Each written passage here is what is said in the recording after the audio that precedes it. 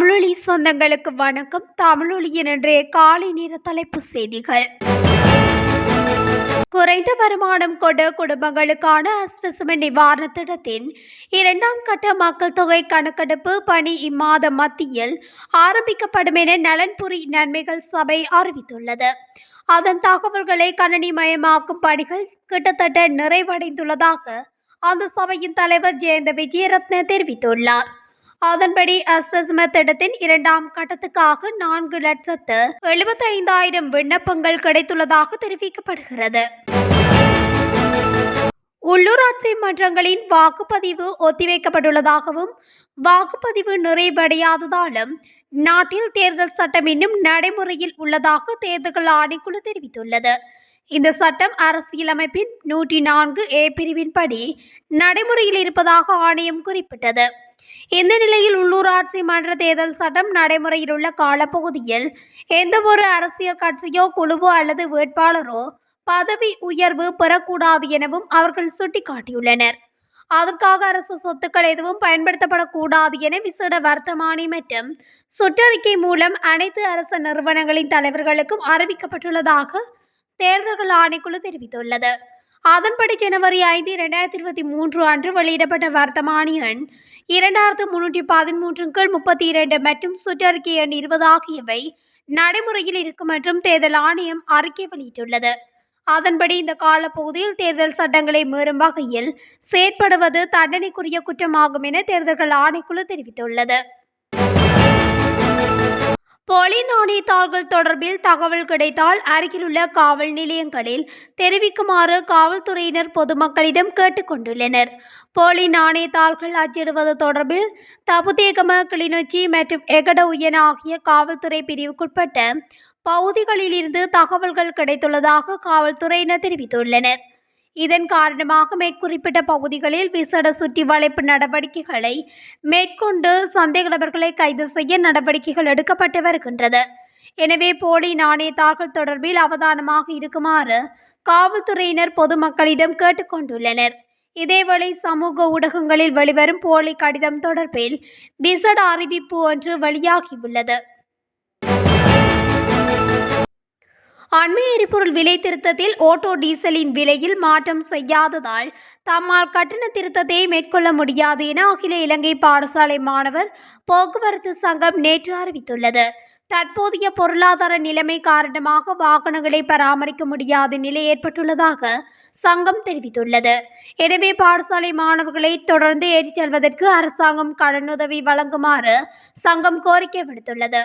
மாணவர்களை சரியான நேரத்தில் பாடசாலைக்கு பாதுகாப்பாகவும் வசதியாகவும் அழைத்து செல்வதை உறுதி செய்யும் வகையில் தொழிற்சங்கம் செயல்படுவதால் இந்த விஷயத்தில் அரசு கவனம் செலுத்த வேண்டும் என தெரிவிக்கப்பட்டுள்ளது. லங்கா ஐஓசி நிறுவனம் 100 ஆக்டேன் ரக பெட்ரோலை நேற்று சந்தைக்கு விநியோகிக்க உள்ளதாக மின்சக்தி மற்றும் எரிசக்தி அமைச்சர் காஞ்சன விஜயசேகர தெரிவித்துள்ளார். அமைச்சர் காஞ்சன விஜயசேகர ட்விட்டரில் இதனை குறிப்பிட்டுள்ளார். அத்தோடு லங்கா ஐஓசி நிறுவனத்தின் தலைவர்கள் குழு ஒன்று தம்மை சந்தித்து கலந்துரையாடியதாக அமைச்சர் தெரிவித்துள்ளார். இலங்கை ஐஓசி எரிபொருள் நிலைய விஸ்தரிப்பு திட்டம், மசகு எண்ணெய் சந்தை, எண்ணெய் தாங்கி வளாக அபிவிருத்தி, எரிபொருள் விலை சூத்திரம் மற்றும் உத்தேச இந்தியா இலங்கை எரிபொருள் குழாய் திட்டம் குறித்து கலந்துரையாடப்பட்டுள்ளதாக தெரிவிக்கப்படுகிறது. தற்போது சமூக ஊடகங்களில் வெளிவரும் போலி கடிதம் தொடர்பில் மக்களுக்கு போலீஸ் தலைமையகம் விசேட அறிவிப்பு ஒன்றை வெளியிட்டுள்ளது. குறித்த கடிதம் மஞ்சள் பின்னணியில் நீல நிற போலீஸ் கையொப்பத்துடன் போலீஸ் உத்தியோகபூர்வ சின்னத்துடன் தயாரிக்கப்பட்டுள்ளதாக போலீஸ் தலைமையகம் தெரிவித்துள்ளது. போலீஸ் மாதிபர் தேசபந்து தென்னகோன் 2024ஆம் ஆண்டு ஜூலை 1ஆம் தேதி வெளியிடப்பட்டதாக தோன்றும் வகையில் இந்த கடிதம் ஆங்கிலத்தில் வெளியிடப்பட்டுள்ள இக்கடிதமும் அதன் உள்ளடக்கமும் முற்றிலும் போலியான கடிதம் எனவும் குறிப்பிடப்பட்டுள்ளது. இலங்கை போலீசாரோ அல்லது அதனுடன் இணைந்த நிறுவனங்களினாலோ இவ்வாறான கடிதம் எதுவும் வெளியிடப்படவில்லை என பொதுமக்கள் ஏமாற வேண்டாம் என போலீசார் வேண்டுகோள் விடுத்துள்ளனர். நாட்டில் பாரிய நிதி மோசடியில் ஈடுபட்ட வெளிநாட்டு நபரொருவர் கட்டுநாயக்க சர்வதேச விமான நிலையத்தில் வைத்து கைது செய்யப்பட்டுள்ளார். பல நிர்மாண பணிகளை மேற்கொள்வதற்காக ஒருவரிடமிருந்து 6,38,18,452 ரூபாவை பெற்றுக்கொண்டு நிர்மாண பணிகளை மேற்கொள்ளாமல் மோசடி செய்த குற்றச்சாட்டில் சந்தேக நபர் கைது செய்யப்பட்டதாக போலீசார் தெரிவித்தனர்.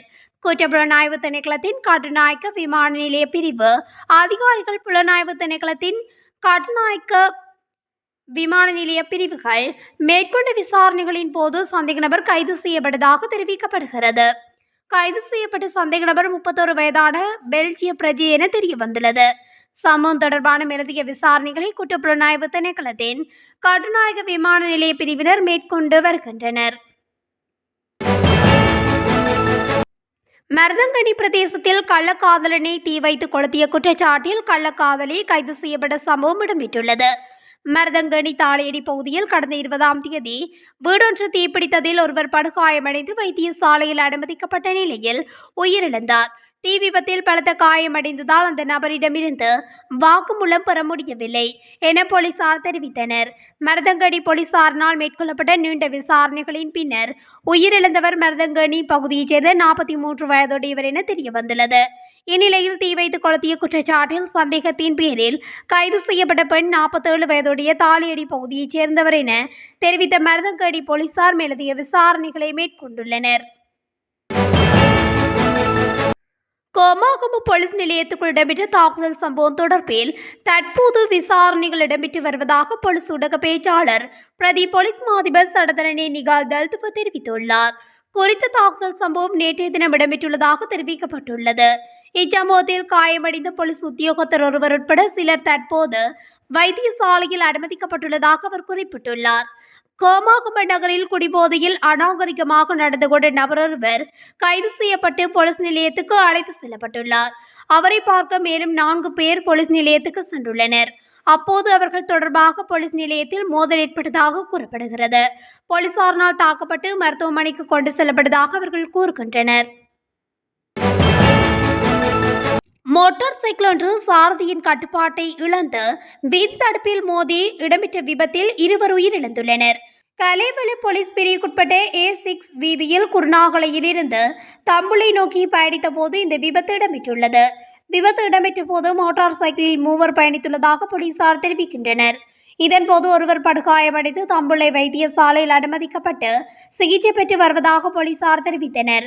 விபத்தில் லக்கல மற்றும் மாத்தளை பிரதேசத்தில் வசித்து வந்த 29 மற்றும் 40 வயதுடைய இருவரே உயிரிழந்துள்ளனர். இதேவேளை குருநாகல் புத்தளம் வீதியின் கெளிமுனை பிரதேசத்தில் மோட்டார் சைக்கிளும் டிப்பர் வாகனமும் நேருக்கு நேர் மோதியதில் 24 வயதுடைய இளைஞர் ஒருவர் உயிரிழந்துள்ளார். யாழ்ப்பாணம் கோப்பாய் பகுதியில் முதியவர் ஒருவரை கழுத்து நெரித்து படுகொலை செய்த குற்றச்சாட்டில் இளைஞன் ஒருவர் கைது செய்யப்பட்டுள்ளார்.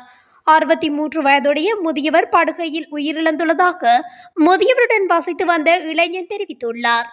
மரணத்தில் சந்தேகம் காணப்பட்டமையால் சடலம் உடற்கூற்று பரிசோதனைக்காக யாழ் போதனா வைத்தியசாலையில் ஒப்படைக்கப்பட்டது.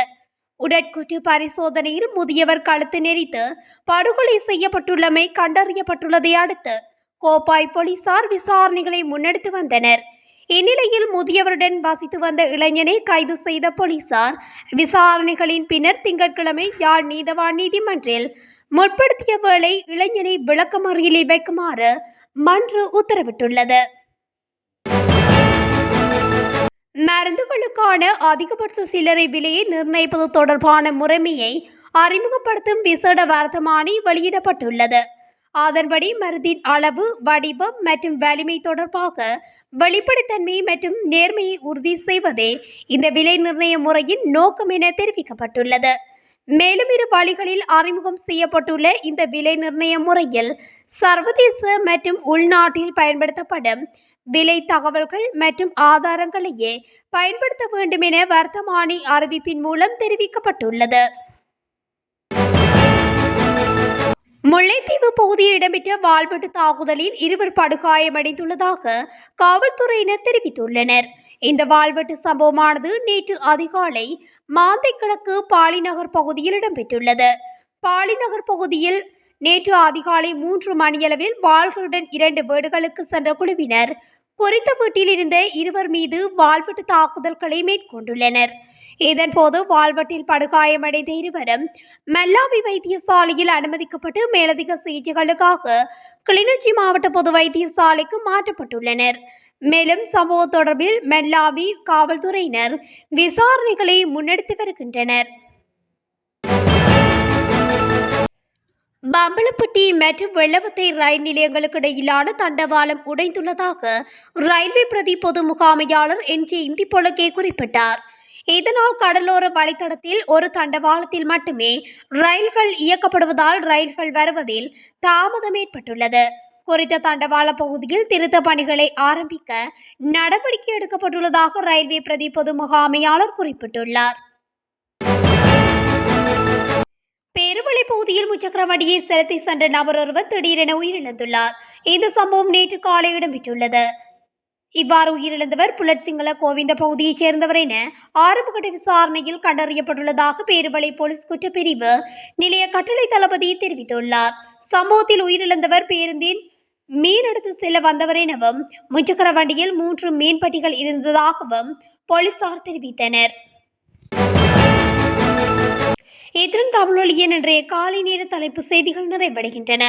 தொடர்ந்தும் செய்திகளை அறிந்து கொள்ள தமிழொலி ஊடகத்துடன் இணைந்திருங்கள். நன்றி.